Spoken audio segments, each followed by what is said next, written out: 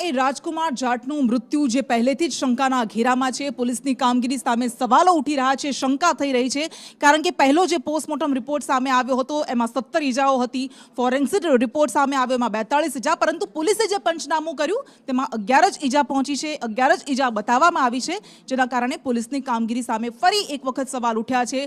પરિવાર કહી રહ્યો છે કે તપાસ સીબીઆઈને સોંપવામાં આવે। વધુ વિગત સાથે સંવાદદાતા મયુર સોની જોડાઈ ગયા છે। મયુર, પહેલેથી જ પોલીસની કામગીરી સામે શંકા છે અને પંચનામામાં વધુ વિગતો એવી ઉમેરાઈ કે જેના કારણે સવાલ ઉભા થયા।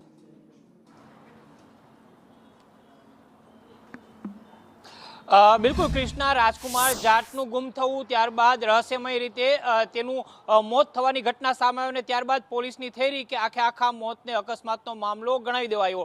પોલીસે તો પોતાની તપાસ પૂરી કરી દીધી છે, પરંતુ તપાસ બાદની જે કાંઈ પણ વિગતો સામે આવી છે તેની અંદર અનેક છિંડાઓ સામે આવ્યા છે।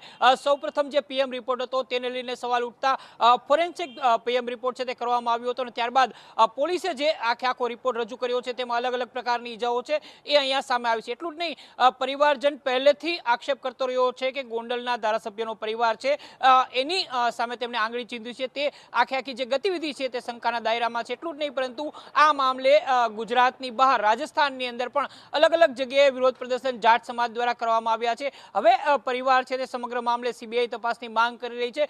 પરિવાર પહેલેથી એ માંગ કરી રહ્યો છે કે રાજકુમારની સાથે જે પહેલા દિવસે ઘટના ઘટી હતી તેના સીસીટીવી ફૂટેજ પોલીસ કેમ જાહેર નથી કરતી?